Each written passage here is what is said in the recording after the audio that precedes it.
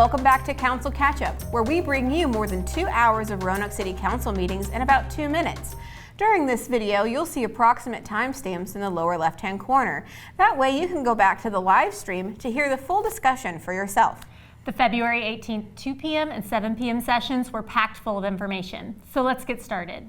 The afternoon session began with Evelyn Powers taking her oath of office. She fills the council seat vacated by Joe Cobb when he was elected mayor. Students and a representative from Roanoke City Public Schools presented what they learned at the recent Youth National League of Cities Conference in Tampa. City Council holds time for residents to speak. 3 people signed up during the 2 p.m. session. Next, City Council approved an ordinance amending City Code to allow the Roanoke Sheriff's Office deputies to tow cars. Then Council passed an ordinance accepting and appropriating the FY24 State Criminal Alien Assistance Program for the Sheriff's Office. City Manager Val Marie Turner presented a budget update to Council, outlining the top 3 takeaways. First, the city's current and projected expenditures are more than incremental revenues. Second, her goal with the Finance Department is to develop a multi-pronged, multi-year approach for future budgets. And third, employee compensation must be a top priority. Next, the city's Finance Director updated Council on January's financial data. Then, City Council passed 4 ordinances and a resolution. The first ordinance accepts the Emergency Management Performance Grant. The second accepts the Rescue Squad Assistance Fund Grant. The third passed the Regional Extraterritorial Arrest Agreement. The resolution designates Census Tracts 22 and 27 as revitalization areas. The last ordinance accepted a $20,000 contribution for Greenway murals from Pathfinders for Greenway.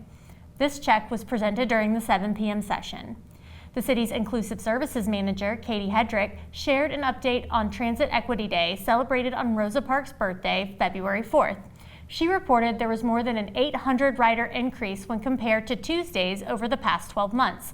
She also shared the history of 3 Roanokers who, like Parks, refused to give up their seats on public transportation.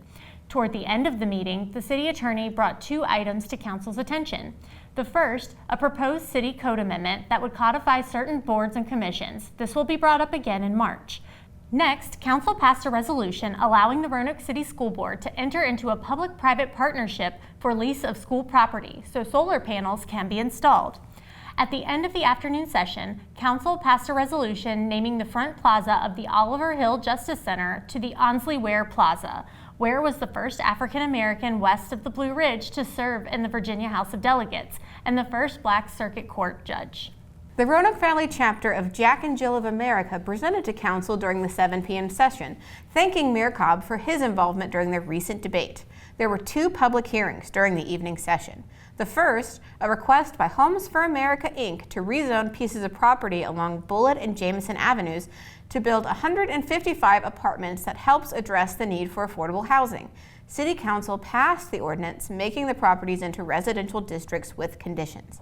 Next, Council passed an ordinance approving utility easements from Appalachian Power for 4 poles on Franklin Road Southwest near River's Edge Park.